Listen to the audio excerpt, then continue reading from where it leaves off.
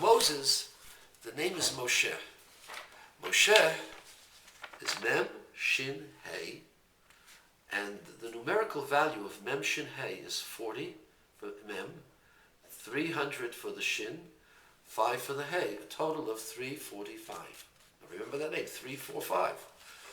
Now Moshe was told by God that he was going to be with him, and the revelation of God is through a name. What was the name that Moshe was given? It's called Eheyeh Asher Eheyeh. I will be that which I will be, meaning the infinitude, the infinity of God, God's doing things based upon decision and will alone, not by rule. Nonetheless, God follows rules, not because God has to, but because God chooses to. And so I will be, meaning I can be anything. That which I will be, that which I have put into a set of laws and order, and I have decided that it's time for you, Israelites, to be redeemed. So what is this name, Eheyeh Asher Eheyeh? If we could take sometimes you can find out the nature of something based upon its numerical value. The name Eheyeh, which according to the Kabbalah stands for the light of the Keter, the crown, the holy crown.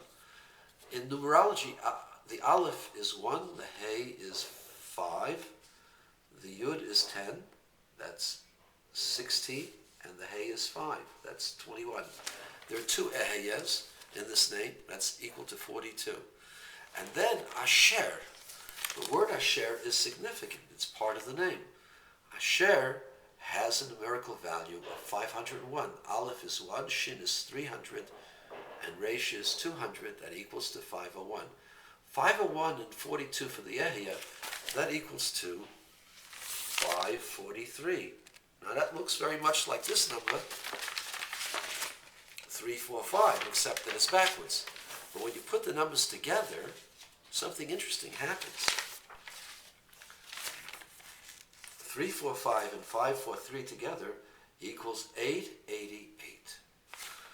888. Now what is the significance of 888? The number 8 represents something otherworldly. Whenever you have something in the Torah that's associated with the number 8, it is beyond the limitations of nature. The 7 represents the limitations of nature, the holy week, the holy Sabbath. The 8th represents the transcendent. That's why the covenant of circumcision, which brought Abraham into an everlasting covenant with God, which is beyond reason, beyond any kind of limitation, the covenant is done to a child on the 8th day. And that's in soul. Now, when it's in time, anything that's associated in time of 8 days represents a transcendence of time, something above time, such as the 8 days of Hanukkah, the 8 days of Sukkot. That's the second 8. The third 8 represents that which is the chosen of all the lands. For there are 7 continents, there's 7 lands in the world, and the 8th represents something that's beyond that, something that is transcending all of that, which is a place of holiness, which could mean the land of Israel, it could mean the place of the temple, which was beyond any limitations. But again, it's the 8 in space, the 8 in time, and the 8 in soul, equal to 888, which represents emerging from limitations, because the word Mitzrayim, Egypt, represents limitations. We're physically limited as slaves, we're spiritually limited. But the emergence going out of Egypt represents a leap which is beyond any kind of expectation. And so this becomes a perfect representation, a perfect correlationship between the staff of Moses and Moses himself. Moses with the staff, Moses with the name Eheyeh Asher Eheyeh, becomes a perfect 888.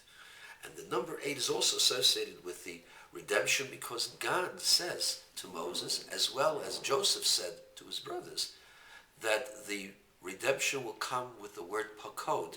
I have remembered. Pakod begins with the letter Pei, which is a form of 8, which is 80. And so the redemption of Egypt has to do with the letter, with the number 8. And Moses, together with this revelation, is the perfect 8, 888. Now, what does it have to do with the staff? I wondered. So, I can tell you the following. The staff was a wondrous staff. It was made of sapphire, and on it was engraved the letters of the 10 plagues. The Tzach, Adash, Be'achav. So says the Medrash, that this staff had within it engraved all of the plagues that they were going to put on Egypt. Now, what's so significant about these plagues? Of course, that Moses, through the staff, was going to affect them on the Egyptians and on Pharaoh. Well, let's take a look at the numerology, the numerical value. The Tzach, Dalid, if you can see the Dalid, is 4, Tzadik is 90, Chof is 20, that's equal to 114. Then you have Adash, Ayin, Dalid, Shin, 70, 304. Dalid is 4, that's 374. Then Be'achav, Bet, Aleph, Chet, Bet. Bet is 2, Aleph is 1, that's 3, Chet is 8, that's 11, and Bet is 2, which is 13.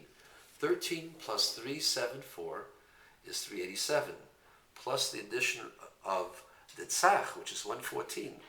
That's 387 plus 114 equals to 501. We've seen that number before, yes. We saw it before in the word Asher. Asher is equal to 501. Now, where do we get the additional 42? So remember, the idea of a stick is not the physical stick that's important. The idea of the stick is what it represents.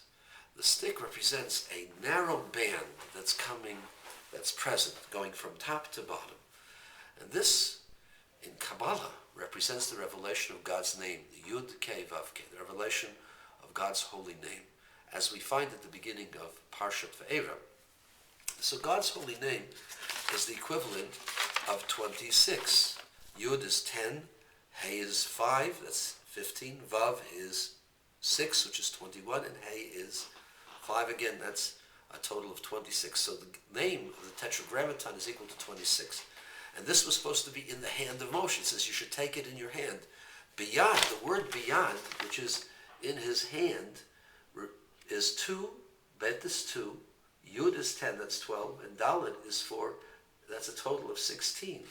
16 and 26 is 42, the two areas together.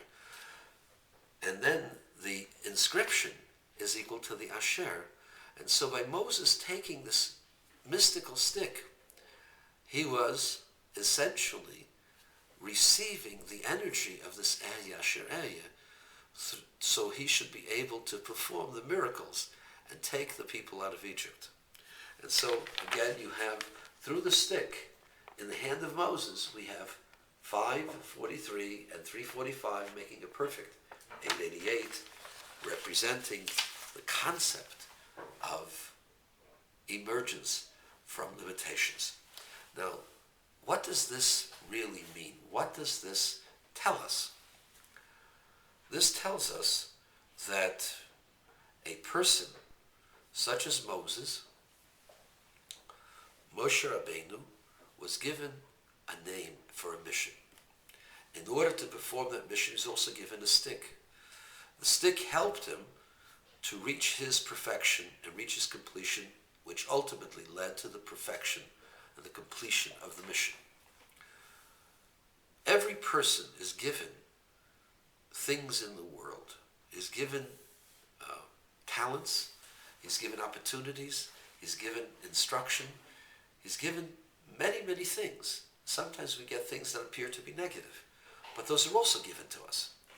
So just as Moses' stick was special and was perfect just for him and fit his soul perfectly, so too our lives and the things that we have to do in our lives are a perfect fit for our souls.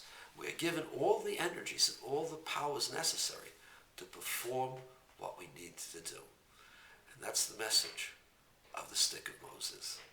Good Shabbos from the Holy Land.